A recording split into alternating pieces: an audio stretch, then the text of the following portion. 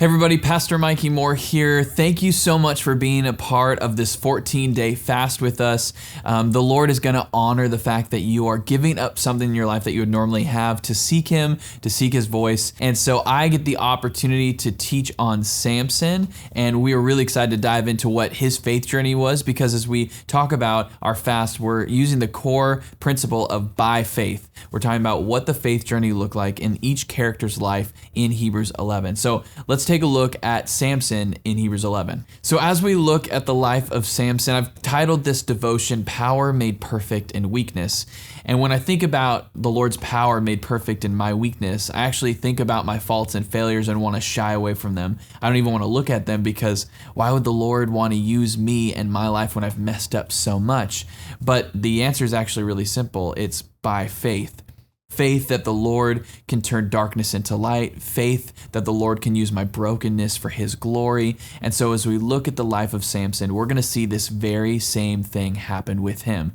So let's take a look and see what his life looked like. So in Hebrews 11, as I said, Paul mentions Samson, and you might have heard of Samson, but if not, this is a guy who was incredibly strong. He was a judge. He had long, luscious hair, and he also had a problem with selfishness, which many of us all have as well. So before Samson actually came into the picture with his long, luscious hair, the Israelite nation had actually been punished by the Lord because they had been serving false gods. And the way that the Lord was punishing the Israelite nation was by having them be ruled by the Philistines. Now, they had been ruled by the Philistines about 40 years, and after 40 years, the Lord came to a woman and said that you're going to have a son who will be a Nazirite. Now, not like a Nazirite from Nazareth, but like a Nazirite, somebody who would abstain from a number of things. They would be consecrated to the Lord, dedicated to the Lord, and in this case, Samson would also have the supernatural ability from the Lord in his hair to have supernatural strength, which is kind of odd, right? This is a story that doesn't happen anywhere else in the Bible except for right here. But he's a Nazirite who's dedicated to the Lord and has supernatural strength. Now we're going to see as we keep going on how Samson is dedicated to the Lord but doesn't exactly live up to what he's called to do. Naturally, we would think that someone like Samson, who is dedicated to the Lord, anointed by the Lord to bring redemption to a nation of people, would live into that calling by being holy, living pleasing to the Lord, and abstaining from all the things that he was supposed to abstain from.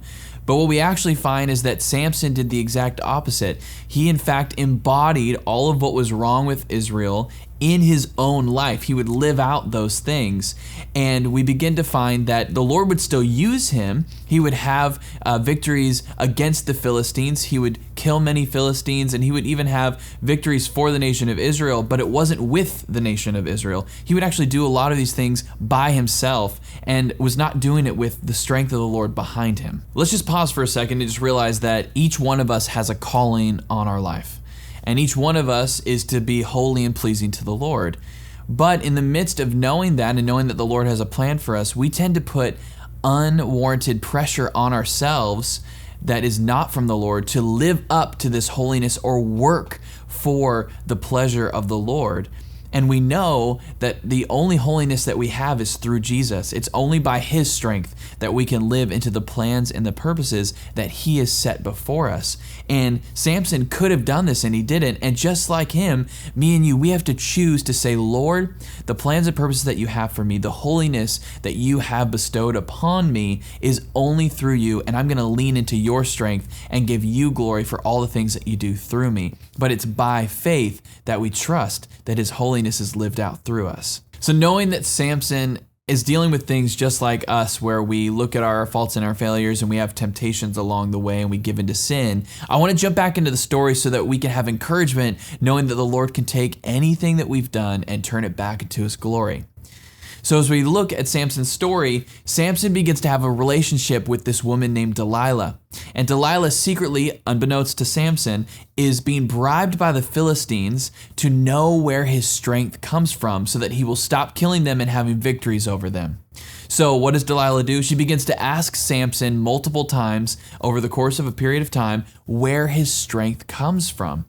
And so after being asked so many times, Samson eventually gives in to temptation and tells Delilah that his power and strength comes from his long, luscious hair. So in the middle of the night while Samson's sleeping, she ends up cutting his hair and his strength is gone. The Philistines come in, they pull Samson out, they drag him away, they gouge his eyes out, then they actually make him a slave to the Philistine people. In his last moments, he cries out to the Lord in faith and asks for him to give him strength one more time. See, Samson is dragged into this courtyard that is filled with tons of Philistine leaders. And as he is blind because his eyes is gouged out and he's supposed to entertain them, he says, Lord, give me strength one more time so I can bring down these pillars and kill these Philistine leaders. And what does the Lord do? The Lord honors his cry of faith, gives him strength one more time, and he pulls down the pillars to destroy and kill all of these Philistine leaders, bringing one more victory for the nation of Israel before he dies. Samson had faith. And so for us, no matter what you've done in your past or what you might do or what I might do, we can still have faith that the Lord can use us in every moment as long as we just say, Lord, forgive me. I know what I've done. I give it to you. Now use me for your plans and purposes. Now, you and I, we might not be calling on God to give us supernatural strength and bring down a bunch of pillars and kill a ton of Philistine leaders. We might not be doing that. But what we might need to do today is call on the Lord to remind us that he does have plans and purposes for us, that by faith, he can still use us despite all the things that we've done in our life. See, scripture says that even with the faith of a mustard seed can mountains be moved. And so today, I'm asking you, remember that by faith, cry out to the Lord and he will show you what he has for you today. Call out to God in faith and know that God can do a work in your heart and in your life to impact those around you. Thank you guys so much for being a part of this 14-day fast. Don't worry, you got this. Keep going. I want to encourage you as you seek the Lord. I know he's going to say incredible things to you, fresh words, and even maybe words for people around you during this time.